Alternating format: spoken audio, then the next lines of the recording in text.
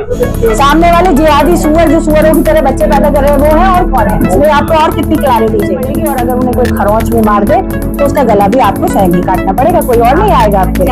इस समय से शादी करें, ये हम उनकी माओ को बताने वाले हैं, और वो कम से कम 4 बच्चे पैदा करें, इसके बिना हमारा भला होने वाला नहीं है। तो सनातन धर्म की रक्षा, सब लोग जो आप यहाँ देख पा रहे हैं ये सब महाकालियों का समूह है। महाकाली वाहिनी की हमने 18 दिसंबर को महामंडलेश्वर यति नरसिंहानंद गिरी जी महाराज के संरक्षण में एक संगठन की स्थापना की है, जिसका मूल उद्देश्य लव जिहाद से लड़ना है।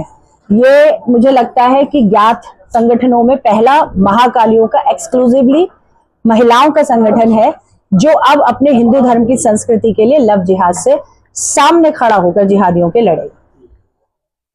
क्या इसके उद्देश्य है और किस तरीके से लड़ना है? गुरुदेव के द्वारा इसके 7 उद्देश्य हम लोगों को जो है बताए गए हैं, जो हम सारी ही महाकालियां, मैं राष्ट्रीय समन्वयक हूं डॉक्टर उदिता त्यागी इस महाकाली वाहिनी की।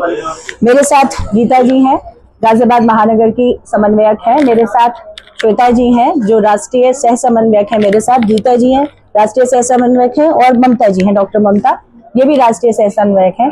बाकी हम मेरठ की बहनें हैं, और आज हम लोग मेरठ में पहली अपनी बैठक कर रहे हैं महाकाली वाहिनी की, जिसमें कि हम मेरठ की महिलाओं को महाकाली वाहिनी से जुड़ने के लिए प्रेरित करेंगे, साथ ही साथ उनको इसके उद्देश्यों के विषय में भी बताएंगे।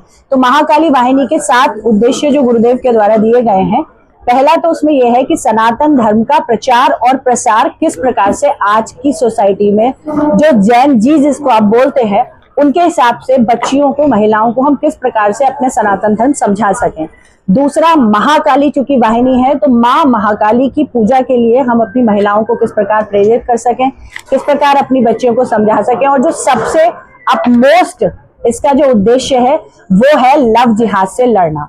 लव जिहाद में कोई भी लड़की अगर कहीं फंसी हुई है किसी भी जिहादी के साथ में, तो उसके लिए जो इसका पहला महाधिवेशन होने जा रहा है महाकाली वाहिनी का 8, 9, 10 ये ऋषिकेश में होगा, और ये एक इन हाउस अधिवेशन होगा जिसमें देश भर की चुनी हुई 100 महाकालियां अलग अलग जिलों से आएंगी, और वहां उनका बेसिकली एक ट्रेनिंग प्रोग्राम होगा, और वहीं पर लव जिहाद के विक्टिम्स के लिए हम लोग एक हेल्पलाइन जो है जारी करेंगे। इसके साथ साथ सोशल मीडिया पर जगह जगह अलग अलग जगह पर जो हेल्प सेंटर्स हैं वो हम क्रिएट करेंगे। इसका मुख्य काम जो वाहिनी का रहेगा, लव जिहाद में जो लड़कियां फंसी हुई हैं उनको साइकोलॉजिकल हेल्प देना, क्योंकि वो मानसिक रूप से टूट जाती हैं, उनको लीगल हेल्प देना, क्योंकि बहुत बार उनके परिवार ही उनको छोड़ देते हैं तो वो लीगली नहीं लड़ पाती हैं, और तीसरा जो सबसे इम्पोर्टेंट है, आश्रय देना। तो महाकाली वाहिनी का जो हेडक्वार्टर है वो मुरादनगर श्री महाकाली पीठ हनुमान धाम में एक 50 महिलाओं का पूरा एक आश्रम जो है गुरुदेव के संरक्षण में जो है महामंडलेश्वर यति नरसिंहानंद गिरी जी महाराज के द्वारा बनवाया जा रहा है। तो आश्रय और वित्तीय मदद, ये लव जिहाद के केसेस का पूरा, जिसे आप कहिए कि हर प्रकार से जो मदद होने चाहिए वो हम देंगे। इसके अतिरिक्त महाकाली वाहिनी जो है वो वृद्धाश्रम बनाएगी जो एक्सक्लूसिवली महिलाओं के लिए होंगे, और महिला भी वो होंगी जो धर्म प्रचारक होंगी।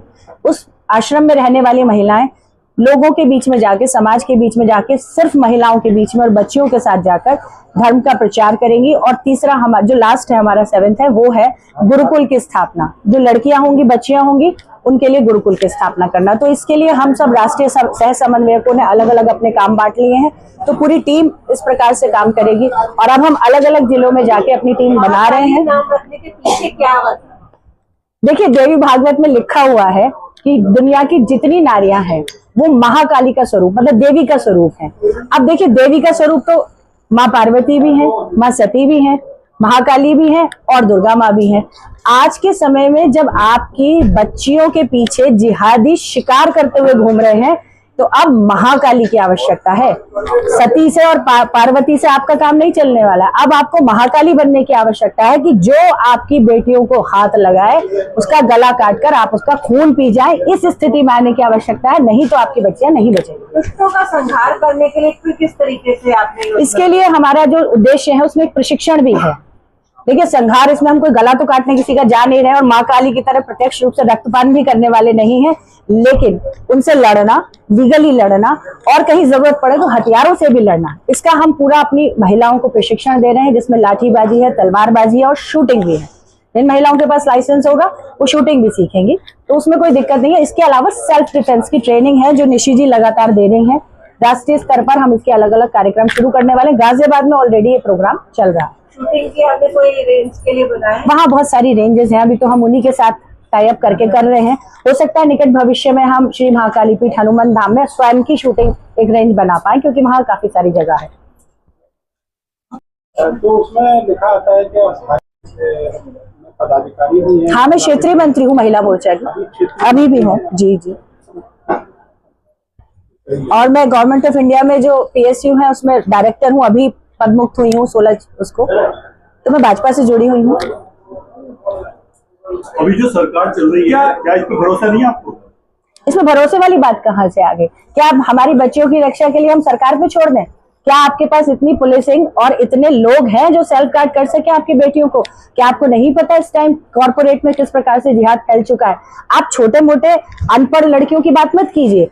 TCS जैसे जिसमें बच्चियां भी वो गई होंगी जो बहुत हाईली क्वालिफाइड होंगी, छोटे मोटे स्कूल की कम पढ़ी लिखी बच्चियों को TCS हायर नहीं करता है। यदि उनका ब्रेन वॉश करके आपकी लड़कियों का धर्मांतरण हो सकता है, तो जो कम पढ़ी लिखी हैं, गरीब हैं या उस तबके में जिनको अवेयरनेस नहीं है, उनका आप क्या कीजिएगा? यदि आप TCS में नहीं रोक पा रहे तो फिर अवेयरनेस करेंगे या जमीनी स्तर पर कुछ करेंगे? दोनों काम होंगे। अवेयरनेस तो देखिए, जो एम्बेसडर हम लोग बनाने जा रहे हैं, जो हमारा अधिवेशन है वो वक्ताओं का अधिवेशन नहीं है, वो ट्रेनिंग प्रोग्राम है, जिसमें जो भी महिला जुड़ेगी उसका सिर्फ एक काम होगा कि वो लड़कियों से बात करे और उन्हें जिहादियों से बचने के लिए जागरूक करे। लेकिन कोई फंस गई है तो उसकी मदद करें। और सबसे जरूरी काम जो इसमें हम करने वाले हैं कि लड़कियां समय से शादी करें, ये हम उनकी माओं को बताने वाले हैं, और वो कम से कम 4 बच्चे पैदा करें। इसके बिना हमारा भला होने वाला नहीं है।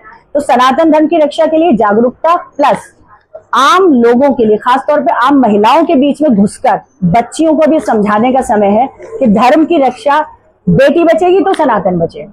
तो ये उसके लिए पूरा हम जो आपने नाम रखा है, जिहादियों का जो ब्रेन वॉश, जिहादी ब्रेन वॉश कर ले रहे हैं, इसलिए बच्चियां फंस रही है। तो क्या आपको ये नहीं लगता कि हम लोग का ही उसके पीछे दोषी है? संस्कार पूरी तरह से हम दोषी हैं, पूरी तरह से हम दोषी हैं। हमने अपनी बेटियों को निराश किया है। हमें अपनी बेटियों को काम, देखिए सुनिए आप, महिला जो माँ होती है वही राष्ट्र की निर्माता है, क्योंकि वो जो बच्चों को संस्कार देगी वही राष्ट्र बनाने वाले हैं। अब आपने अपनी बेटियों को पढ़ने के संस्कार दिए, लेकिन संस्कृति कहीं ना कहीं पीछे छूट गई, कहीं ना कहीं धार्मिक पूजा रिचुअल जो है पीछे छूट गए। सामने वाले जो आपके लोग हैं, जिसमें कि मैं उनकी जो महिलाएं हैं वो जिहादियों से बड़ी जिहादन है, वो आपकी लड़कियों के साथ दोस्ती कर कर क्या कर रही हैं? उनका ब्रेन वॉश कर रही हैं कि आपके धर्म, अच्छा हमारी लड़कियों को हमने धर्म की शिक्षा दी ही नहीं है। सामने वाला कोई भी आएगा हमारे धर्म के विषय में उन्हें कुछ भी बताएगा, क्योंकि उन्हें स्वयं जानकारी नहीं है, वो उसमें फंस जाती हैं। आप सोचिए TCS जैसी संस्थान में कितनी हाईली क्वालिफाइड लड़की होंगी जिनका ब्रेन वॉश हो गया और उनका धर्मांतरण हो गया। तो समझिए गलती कहाँ है? हमारी है। अब मैं किसी आपकी तरफ एक उंगली नहीं उठा रही, 3 मेरी तरफ है। तो ये आप समझिए कि ये मैं माँ के तौर पर महसूस करती हूँ कि हमने अपनी बेटियों को निराश किया। हम अपने बच्चों को जो सिखाएंगे वो वही करने वाले हैं। तो बिल्कुल आपकी बात से मैं सहमत हूँ, और ये समय है कि अब हम अपनी गलती को सुधारें और अपनी बेटियों को वो शिक्षा दें जिसकी उनको जरूरत है। तो ये बहुत जरूरी है। ये सब हमारे गुरुदेव के बच्चे हैं, 2 अलग अलग। नरसिंह वाहिनी भाई साहब चला रहे हैं, महाकाली वाहिनी हम लोग चला रहे हैं। मैं ये जानना चाह रहा था कि ये आप BJP की पदाधिकारी भी हैं, बड़े पद पे हैं, इसके साथ साथ आप ये अलग मुहिम चला रही है, तो क्या इसका बीजेपी से कोई इंटर कनेक्शन?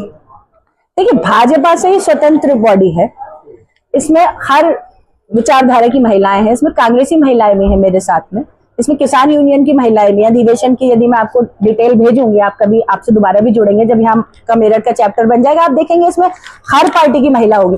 देखिए, ये सनातन के लिए है, ये बेटियों के लिए है, ये माओं के लिए है।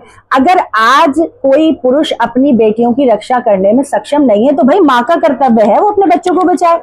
अब हम कब तक पुलिस के पीछे, सरकार के पीछे या अपनी जिम्मेदारियों से पीछे छुड़ाते रहेंगे कि हमारे बच्चों को कोई और बचा ले? क्यों बचाएगा भाई? मेरे बच्चे मेरे हैं, उनकी जान की परवाह मुझे होनी चाहिए। मैं क्यों उम्मीद करूं कि सरकार बचा लेगी? और सरकार कितने बच्चों को बचा लेगी? अपने बच्चों की शिक्षा घर से ही शुरू करनी पड़ेगी, और अगर उन्हें कोई खरोंच में मार दे तो उसका गला भी आपको स्वयं ही काटना पड़ेगा, कोई और नहीं आएगा आपके लिए। 4 बच्चों की बात करिए, एक समय में 2 बच्चे सबसे अच्छे कहा जाता था। आज के समय में आपको लगता है कि इस महंगाई में बच्चों को 4 पाला जा सकता है? मुझे बिल्कुल नहीं लगता, मुझे बिल्कुल नहीं लगता। मैं आपकी बात से सहमत हूँ। जिस वक्त मैं उस उम्र में थी जब मुझे बच्चे पैदा करने थे, तब हम दो हमारे दो का नारा होता था और बिल्कुल ठीक था, बिल्कुल ठीक था। हम सब चाहते थे कि देश के संसाधन बचे, देश ज्यादा तरक्की करे, कम संसाधनों में अच्छा काम करे। लेकिन हुआ क्या, सामने वालों की जनसंख्या तो इस तरह से उन्होंने सुअरों की तरह बच्चे पैदा कर करके इतनी जनसंख्या बढ़ा दी कि वो तो इतने बढ़ गए कि आप सांस लेने की आपकी बेटियों को जगह नहीं है। और आपने क्या करा, आप अच्छे एक सच्चे सरकार भक्त बनकर, राष्ट्र भक्त नहीं बोलूंगी मैं, सिर्फ धर्म भक्त नहीं बोलूंगी, सरकार भक्त बनकर, क्योंकि सरकार ने हमसे कहा 2 बच्चे पैदा करो, हमने 2 कर दिए, दूसरे वालों ने मानी आपकी बात। आज आपके पास तो एक एक बच्चा है, एक एक बच्ची है और उनके पास लाइन लगी हुई है बच्चों की। आने वाले समय में वो आपसे डेमोक्रेसी छीन लेंगे। डेमोक्रेसी अंक गणित का खेल है, हिंदुओं की वोट नहीं है। हिंदू ना तो अपना बंदा चुन पाएंगे, ना तो अपने लोगों को इलेक्ट कर पाएंगे, ना सम्मान से जी पाएंगे। ये बात समझिए आप कि आप कहाँ आके खड़ी हो गई हैं। यदि इस वक्त आपने बच्चे पैदा नहीं करे, क्योंकि जनसंख्या नियंत्रण कानून तो अभी है नहीं आपके देश में, आप बनवा नहीं पाए 10 साल में, इतने आंदोलन हुए, इतने लोगों ने बात की, लेकिन हम लोग ये चाहते थे कि हमारे 2 बच्चे हैं तो सामने वालों के भी 2 हो। इसके लिए हम एक कानून के लिए लड़ते रहे। कितने लोग लड़े, आप सब पत्रकार हैं, आपको पता है, बहुत अच्छी तरह से पता है कि लोग, लाखों लोग सड़कों पे हर वक्त उतरे, लेकिन हुआ क्या, हम एक जनसंख्या नियंत्रण कानून नहीं बनवा पाए। जब नियंत्रण कानून नहीं है तो आप बच्चे पैदा नहीं करोगे तो आप तो अल्पसंख्यक हो ही जाओगे, फिर आपके अधिकारों की रक्षा कौन करेगा? तो समय की मांग है। लालू यादव को आइडियल बोल सकते हैं। लालू यादव हमारे आइडियल क्यों होंगे और किस बात के लिए होंगे, आप मुझे वो बताइए। एजेंडा ये बता रही है। क्या एजेंडा बता रही हूँ? आपने कहा कि 4 बच्चे पैदा करो, लालू यादव के 9 है, वो हो सकते हैं आइडियल। देखिए बात सुनो, 9 बच्चे, बिल्कुल सही बात है, 9 बच्चे या 4 बच्चे, अगर मेरे बच्चों का गला कटने की स्थिति आएगी और मेरे घर में बच्चे और हथियार नहीं है तो मैं नहीं बचूंगी। ये तो सिंपल प्रैक्टिकल कैलकुलेशन है। 4 बच्चे होंगे, मेरे साथ लड़ने के लिए खड़े होंगे, हमारे बचने की संभावना होगी। तो ये तो आप संभावनाओं का खेल है। अभी लालू यादव किसी के ना पहले आइडियल थे ना अब होंगे। 9 बच्चे पैदा करने के लिए हम नहीं कह रहे हैं, लेकिन हम चाहते हैं 3-4 बच्चे हर महिला पैदा करे। सामने वाले जिहादी सुअर जो सुअरों की तरह बच्चे पैदा कर रहे हैं वो है, और कौन है इसमें? आपको और कितनी क्लैरिटी चाहिए? हम मुस्लिम्स की बात कर रहे हैं। ये है स्थिति समाज में नहीं है, मतलब सासें इतनी मॉडर्न कहिए या कहिए डरपोक हो गई हैं कि वो अपनी लड़कियों से बच्चे तक की बात करने में उन्हें दिक्कत हो रही है, क्योंकि मॉडर्निज्म में ये पाप है पूछना कि आपकी बेटी को खाना बनाना आता है या आपकी बेटी बच्चे पैदा करेगी समय से या नहीं। ये पाप है इस सोसाइटी में, और इसीलिए आज हम इस स्थिति में यहाँ खड़े हुए हैं कि हमारी लड़कियां हमारे लड़कों को मार के ड्रम में भर रही है, भाग जा रही है, शादियां नहीं टिक रही। आप ये सोचिए कि इस पे एक विचार करने की जरूरत है। हम कहाँ गड़बड़ हुई, हमसे गड़बड़ यहाँ हुई कि हमने अपनी बेटियों को मॉडर्निज्म की चीजें तो बताई, लेकिन ये नहीं बताया हम किस सभ्यता संस्कृति से आते हैं। और देखिए इसमें कुछ भी ऐसा मैं अनरियलिस्टिक या कट्टरवाद नहीं बोल रही हूँ। अगर आप खाना खाती हैं तो आपको खाना बनाना आना चाहिए, चाहे वो लड़की है चाहे वो लड़का है। इसमें आप हर चीज को ये कहना कि लड़के ये लड़की वो, कैसे? माँ के बराबर क्या कभी आदमी हो सकता है? कभी जीवन में कोई पुरुष महिला की बराबरी नहीं कर सकता, क्योंकि महिला जन्म देती है। आरक्षण के लिए मांग तो करनी पड़ती है। महिलाओं को आरक्षण के लिए किसी कीमत पे मांग नहीं करनी चाहिए। हर पार्टी को 50% वैसे ही टिकट देने चाहिए। क्यों आरक्षण मांगने की जरूरत पड़ रही है हमको? किस लिए? क्यों हर वक्त भीख चाहिए आपको महिलाओं को? आप बराबर हैं, आधी आबादी है, आधी वोट आपकी है, तो हर पार्टी को आपको 50% टिकट देना चाहिए। इसलिए ये इतने सब, देखिए मैं बिल्कुल पार्टी से इतर, ये व्यक्तिगत अपनी राय रख रही हूँ।